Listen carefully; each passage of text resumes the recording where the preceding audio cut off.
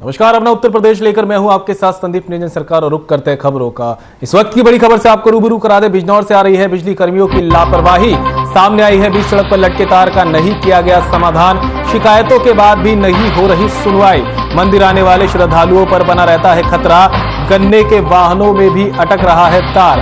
अर्थ के तार के बार बार उतर रहा है इसमें करंट। बिजनौर के हमीरपुर दीपा थाना इलाके का ये पूरा मामला बताया जा रहा है। तो बिजनौर से इस वक्त की बड़ी खबर से आपको रूबरू करा रहे हैं। बिजली कर्मियों की लापरवाही सामने आई है। बिजली सड़क पर लटके तार का समाधान नहीं किया गया है। शिकायतों के बाद भी किसी तरह की कोई सुनवाई यहां नहीं हो रही।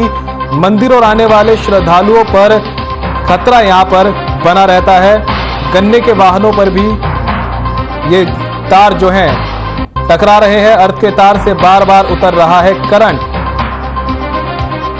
तो बिजनौर से इस वक्त की बड़ी खबर से आपको रूबरू करा रहे हैं। बिजली कर्मियों की लापरवाही सामने आई है। बीच सड़क पर लटके तार का नहीं किया गया समाधान। शिकायतों के बाद भी नहीं हो रही सुनवाई। मंदिर आने वाले श्रद्धालुओं पर बना रहता है खतरा। गन्ने के वाहनों में भी अटक रहे हैं तार।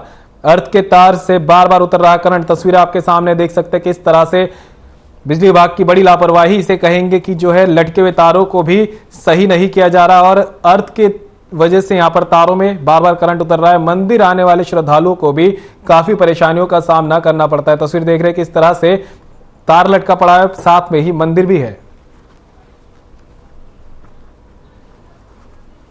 ये तार लटक रहा है, एक आंधी में गिर गया था एक दिन। अब पड़ोस वालों ने सबने शिकायत भी करी बिजली घर पे, तो कुछ सुनवाई नहीं हुई। मंदिर में भीड़ लगती है, शाम सुबह शाम श्रद्धालु आते हैं, खतरा बना रहता है। ऐसी बात का होता है, कोई दुर्घटना घट गई तो जिम्मेदारी किसकी होगी? जे को अवगत करा दिया है। जे को जो बता रहे हैं, जो पड़ोसी इन्होंने जे को अवगत, मैं तो नहीं कराया, पर जो पड़ोसी है वे बता रहे जे को अवगत करा दिया, फिर भी कुछ नहीं हुआ। आप तो देख रहे हैं सामने।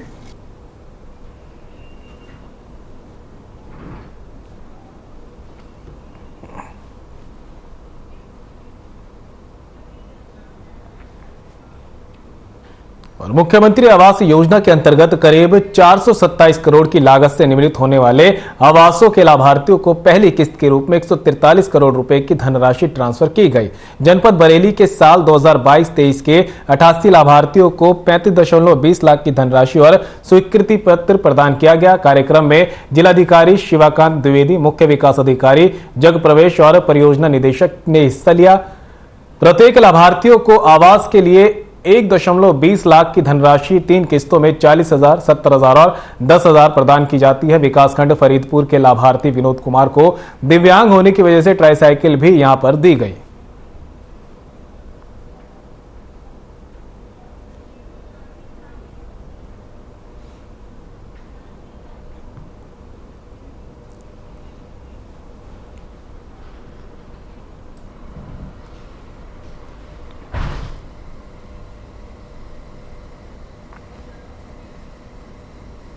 उधर झांसी के खंड विकास कार्यालय बंगला के ब्लॉक सभागार में मंगलवार की सुबह मुख्यमंत्री आवास योजना और प्रधानमंत्री आवास योजना ग्रामीण के तहत विशेष कार्यक्रम किया गया, जिसमें कुल 36 लाभार्थियों को आवास योजना के तहत घरों की चाबी सौंपी गई। और मौके पर विधान परिषद सदस्य रमा आरपी निरंजन, क्षेत्रीय विधायक डॉक्टर रश्मि आर्या और ब्लॉक प्रमुख बंगला भारती आर्या ने घुराट गांव में खुद जाकर पात्र सहारिया परिवार को गृह प्रवेश कराया। बंगला ब्लॉक सभागार में सभी अतिथियों ने दीप प्रज्वलित करते हुए आयोजन का शुभारंभ किया।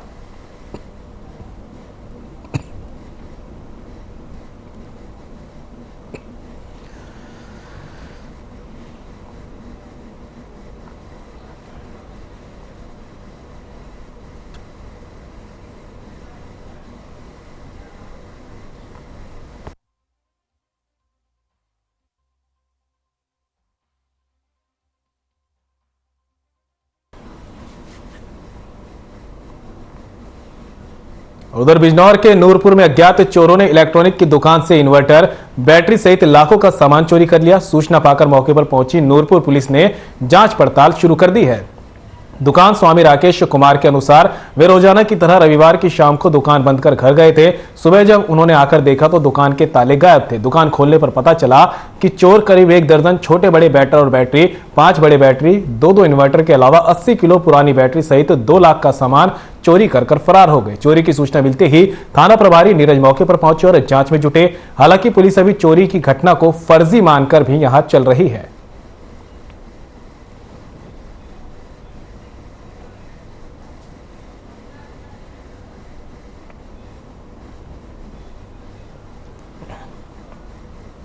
और लखनऊ में राष्ट्रीय पोषण मिशन के अंतर्गत जिलाधिकारी ने गोद लिए गए शाहपुर आंगनबाड़ी केंद्र और प्राथमिक विद्यालय का औचक निरीक्षण किया। प्राथमिक विद्यालय और आंगनबाड़ी केंद्र पहुंचकर जिलाधिकारी सूर्यपाल गंगवार ने बच्चों के साथ समय बिताया। बच्चों से बातचीत करते हुए उनकी पढ़ाई, भविष्य में उनकी क्या योजना है बनने की, इसकी जानकारी ली। बता दें कि प्राथमिक विद्यालय में लगभग 139 बच्चों को शिक्षा दी जाती है और आंगनबाड़ी केंद्र में 30 बच्चों को पोषण आहार उपलब्ध कराया जाता है।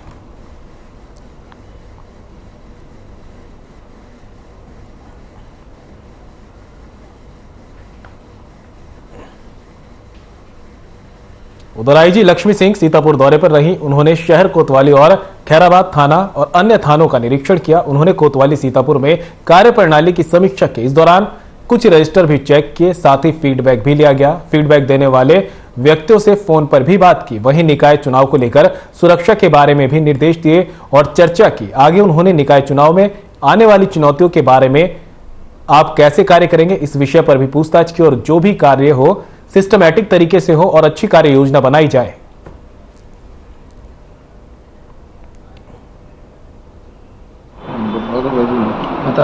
सर्विस की लोकेशंस को रेगुलर रूप से समीक्षा की जानी चाहिए और टाइम के अनुसार, दिन है तो अलग जगहों पर जहाँ पे भारी व्यस्तता हो, वैसे चौराहे पर, रोड्स पर, रात है तो किन रोड्स पर ट्रैफिक रहता है, कहाँ पे रहता है, लोकेशन के अनुसार, टाइम के अनुसार, कितना ट्रैफिक का वॉल्यूम है उसके अनुसार री राउटिंग करने के निर्देश दिए गए हैं। उतना ही निर्देश। मैम, नगर निकाय के चुनाव करीब है, इसको लेकर क्या तैयारी है? इसके लिए अभी से हम लोग तैयारियां अपनी शुरू कर रहे हैं। जितनी भी निरोधात्मक कार्रवाइयां किया जाना है उनको किया जा रहा है।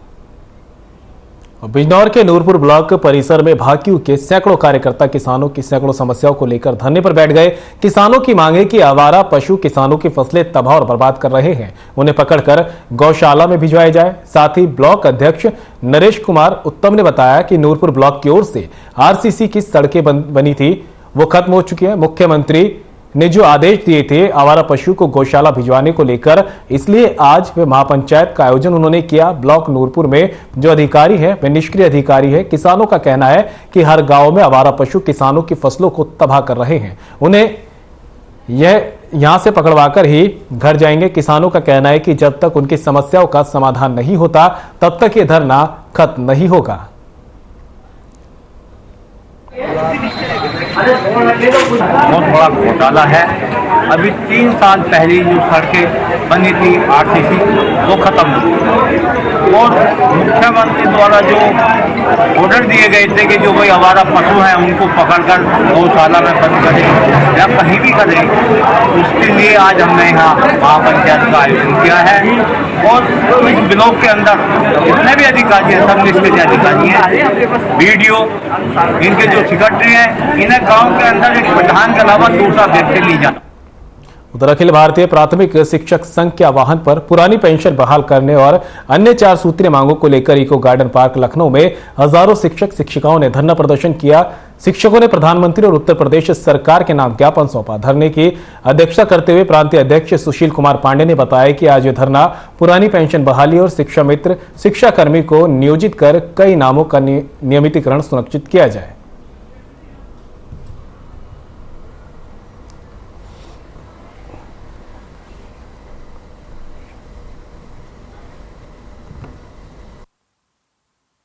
हम लोग निश्चित चाहते हैं कि हम लोग को पेंशन मिले, क्योंकि 2004 के बाद जब सरकार ने पेंशन बंद कर दी तो सबसे ज्यादा जो आघात हुआ है वो कर्मचारी वर्ग का ही हुआ है। ना सांसदों की बंद हुई है, ना विधायकों की बंद हुई है, ना IAS ऑफिसर्स की बंद हुई है। जो कर्मचारी अपने जीवन के 30 से 35 साल सरकार को सेवा दे रहा है। अखिल भारतीय प्राथमिक शिक्षक संघ के आह्वान पर धरना है पुरानी पेंशन समेत 4 मांगों पर। पहली मांग पुरानी पेंशन है, दूसरा शिक्षा नीति अन्वेषण को नियमितीकरण और तीसरी नई शिक्षा नीति में जो शिक्षक विरोधी प्रावधान है, स्कूल बेस जो शिक्षकों की नियुक्ति होगी और शिक्षकों को जो प्री प्राइमरी शुरू होगी आंगनबाड़ी में, तो संगठन का मानना है कि प्रतिष्ठित शिक्षक रखे जाएं।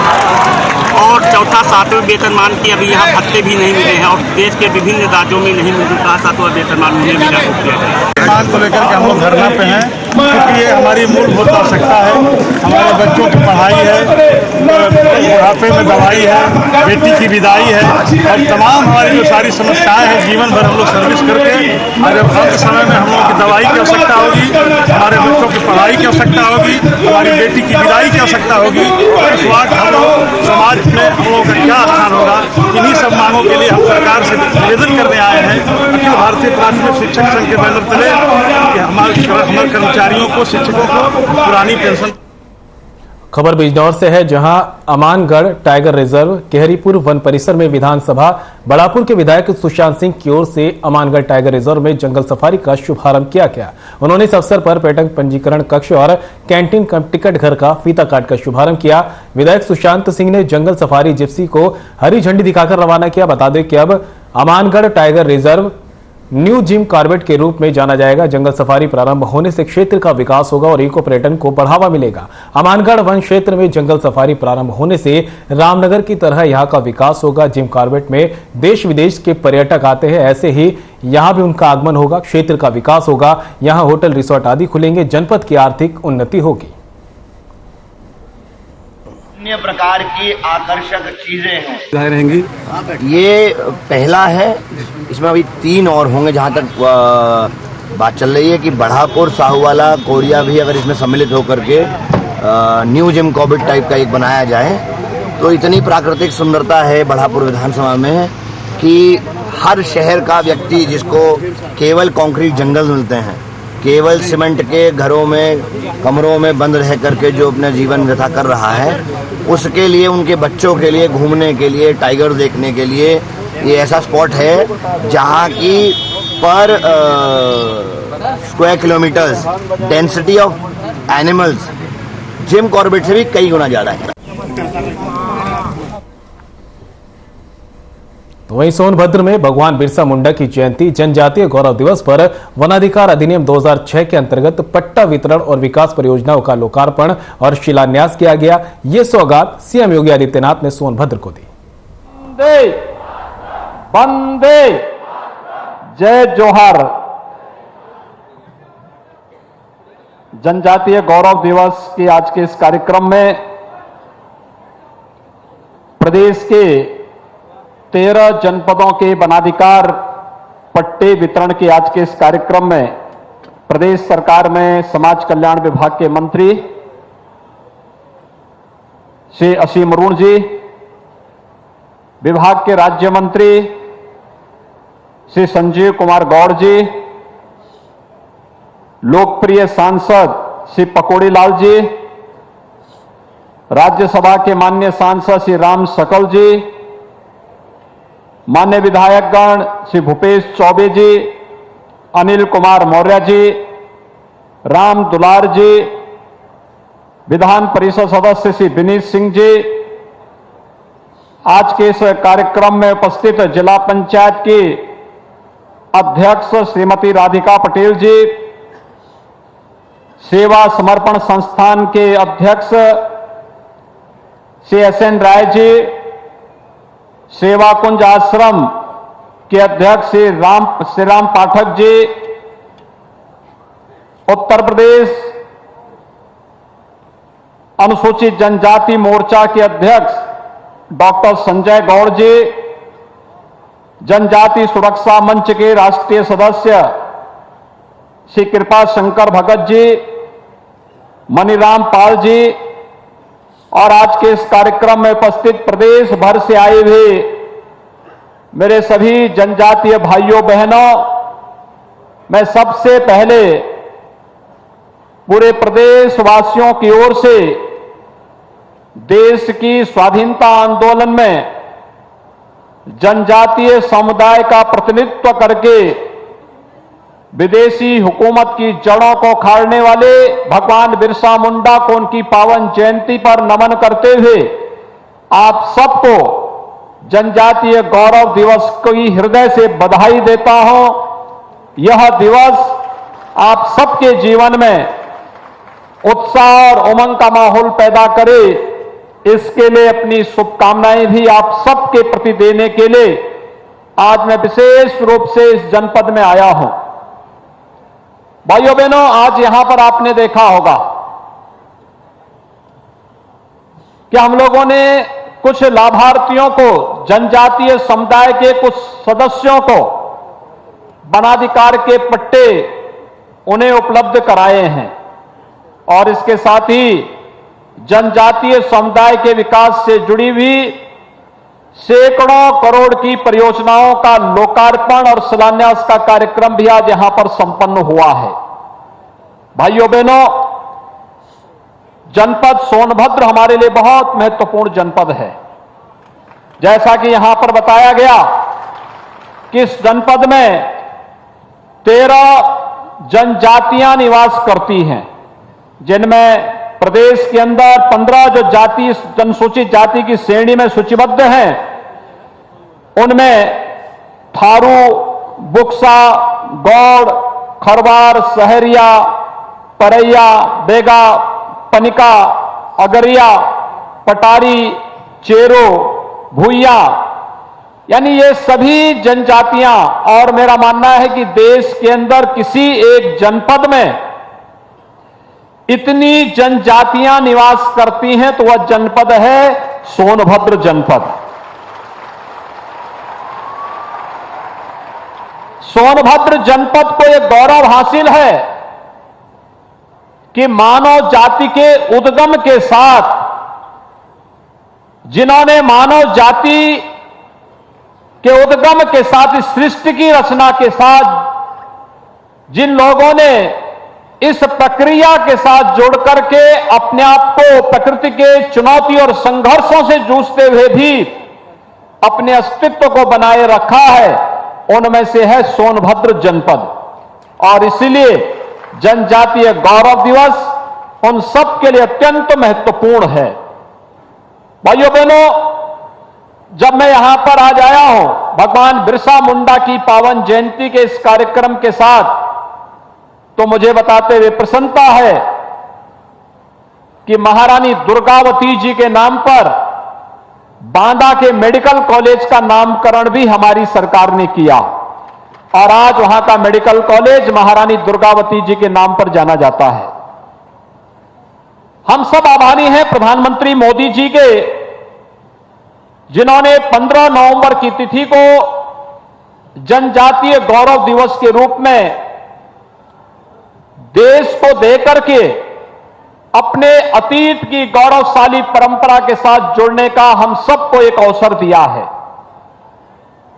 जनजातीय समुदाय यह भारत का महत्वपूर्ण समुदाय है जिसने धरती माता के साथ अपना संवाद जोड़ करके, संबंध को जोड़ करके इस वैदिक उद्घोष को चरितार्थ किया है कि माता भूमि पुत्रोहम पृथिव्या, यानी ये धरती हमारी माता है, हम इसके पुत्र हैं, तो धरती माता को कोई नुकसान नहीं होने देना।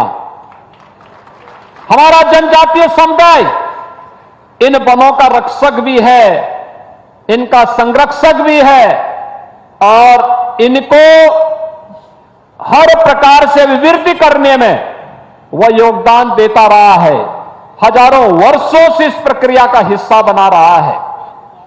लेकिन आजादी के कालखंड के दौरान जब ये देश गुलाम था, उस दौरान भारत के जनजातीय समुदाय पर अनगिनत अत्याचार हुए, उन्हें उनके अधिकारों से वंचित किया गया, उन्हें हर प्रकार से प्रताड़ित किया गया। कहीं पर रानी दुर्गावती को अपना बलिदान देना पड़ा था, कहीं पर भगवान बिरसा मुंडा को अपना बलिदान देना पड़ा था, कहीं पर किसी अन्य महापुरुष को आकर के आगे आकर के इस आंदोलन का नेतृत्व करना पड़ा था। और मुझे बताते हुए प्रसन्नता है कि भाइयों बहनों, उत्तर प्रदेश में 2017 में डबल इंजन की सरकार, भारतीय जनता पार्टी नेतृत्व की सरकार आने के बाद प्रदेश में विकास की इस प्रक्रिया को तेज करने के लिए और बिना भेदभाव के शासन की योजना समाज के प्रत्येक तबके तक पहुंचे, इसके लिए प्रधानमंत्री मोदी जी के मार्गदर्शन में, उनके नेतृत्व में हम लोगों ने जो कार्य प्रारंभ किया, मुझे बताते हुए प्रसन्नता है। बनटांगिया गांव में जिनको कभी भी अधिकार नहीं मिल पाया था, उन्हें राजस्व गांव के रूप में मान्यता देकर के विगत चुनाव में पंचायत के चुनाव भी वहां पहली बार आजादी के बाद हुए हैं और यह प्रदेश के अंदर डबल इंजन की सरकार के द्वारा दिया गया अधिकार था। 1947 से लेकर 2017 तक 70 वर्षों में वहां न ग्राम प्रधान चुना जाता था, वहां न राशन कार्ड की सुविधा थी, वहां न सड़क थी, वहां बिजली भी नहीं थी, वहां कोई स्कूल भी नहीं था, वहां पर राशन की सुविधा भी नहीं मिलती थी, ना पेंशन की सुविधा मिलती थी, ना उज्ज्वला योजना की सुविधा मिलती थी। और जब 2017 में हम लोगों ने उसे राजस्व गांव का दर्जा दिया, तो भाइयों बहनों, आज 2017 70 वर्षों में उन परिवारों में किसी के पास अपना पक्का मकान नहीं था। आज मुझे बताते हुए प्रसन्नता है, हर बनटांगिया परिवार के पास अपना एक पक्का मकान मौजूद है। हम लोगों ने प्रधानमंत्री आवास योजना और मुख्यमंत्री आवास योजना के माध्यम से हर परिवार को इसके साथ जोड़ने का कार्य किया है। वहां बिजली है, वहां पीने के लिए शुद्ध पेयजल भी है, वहां पर हर प्रकार की सुविधाएं उपलब्ध करवाई जा रही हैं। राशन की सुविधा हो, पेंशन की सुविधा हो, उज्ज्वला योजना, सौभाग्य योजना, स्कूल, इन सब का निर्माण कार्य वहां संपन्न हो चुका है। और मुझे प्रसन्नता हुई आज यहां पर जब हम इस कार्यक्रम को संपन्न कर रहे थे, वनाधिकार का पट्टा उपलब्ध करवाने के लिए प्रदेश के 13 जनपदों से लाभार्थी यहां पर आकर के इस योजना से लाभान्वित हो रहे थे। ये सचमुच जिनका अधिकार है, वह अधिकार उनको मिलना ही चाहिए और उसको देने के लिए ही हम लोग आज आपके पास आए हैं कि आपका अधिकार है। आपका अधिकार हम उन नियमों का पालन करते हुए जो भारत सरकार ने और सुप्रीम कोर्ट ने तय किए हैं, उसका पालन करते हुए यह अधिकार अपने जनजातीय भाइयों बहनों को उपलब्ध करवा करके रहेंगे। इस विश्वास के साथ आज हम सब आपके बीच में यहां पर आए हैं। भाइयों बहनों, हमारे जनप्रतिनिधिगण यहां पर, चाहे वह हमारे प्रदेश सरकार में मंत्री श्री संजीव गौड़ हो, लोकप्रिय सांसद पकौड़े लाल कोल हो, भूपेश चौबे जी हो, राम दुलारे गौड़ हो, अनिल मौर्य हो, ये सभी हमारे जनप्रतिनिधि लगातार प्रयास करते हैं। आज उसी का परिणाम है कि भाइयों बहनों, सोनभद्र में मेडिकल कॉलेज का निर्माण भी हो रहा है। आज उसी का परिणाम है, हर घर नल की योजना भी यहां साकार हो रही है। और आज उसी का परिणाम है कि यहां पर सरकार ने तय किया है कि चाहे वह थारू हो, चेरो हो, कोल हो, मुसहर हो, बुक्सा हो, भुइया हो, अहरिया हो, या जो भी जातियां जनजातियां हैं, हर जनजाति को अगर आवास का पट्टा नहीं है तो आवास का पट्टा भी देंगे। जो लाभार्थी की श्रेणी में आता वनाधिकार कानून के अंतर्गत, उसे उसका वह पट्टा भी प्राप्त होगा। और जिनके पास आवास नहीं है, हर उस परिवार को प्रधानमंत्री आवास योजना और मुख्यमंत्री आवास योजना के अंतर्गत एक एक आवास उपलब्ध करवाने का कार्य भी सरकार करेगी। किसी भी हमारे जनजातीय भाई बहन को इसके लिए वंचित नहीं होना पड़ेगा, कहीं किसी के सामने हाथ नहीं फैलाना पड़ेगा।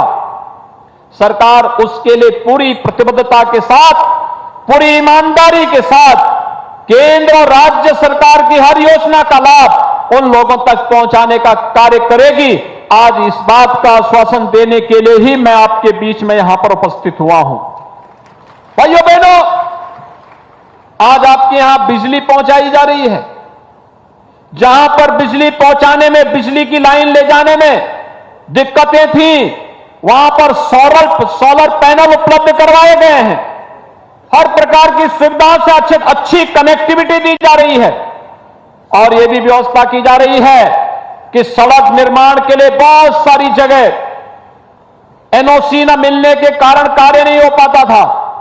एक मिशन मोड पर जिला प्रशासन, वन विभाग, ये सभी मिलकर के प्रयास कर रहे हैं कि जनप्रतिनिधियों के साथ मिलकर के हम जल्दी से एनओसी लें और फिर विकास की इस प्रक्रिया को आगे बढ़ाएं। आज उसी का परिणाम है। अच्छे शिक्षण संस्थान खुल रहे हैं, एकलव्य विद्यालयों का निर्माण हो रहा है, आश्रम पद्धति के विद्यालयों का निर्माण हो रहा है। अभ्युदय कोचिंग के माध्यम से अनुसूचित जाति, जनजाति और सामान्य श्रेणी के भी बच्चों के लिए फिजिकली भी और वर्चुअली भी कोचिंग की फ्री में सुविधा उपलब्ध करवाने का कार्य हो रहा है। और साथ साथ अनुसूचित जाति, जनजाति के बच्चों के लिए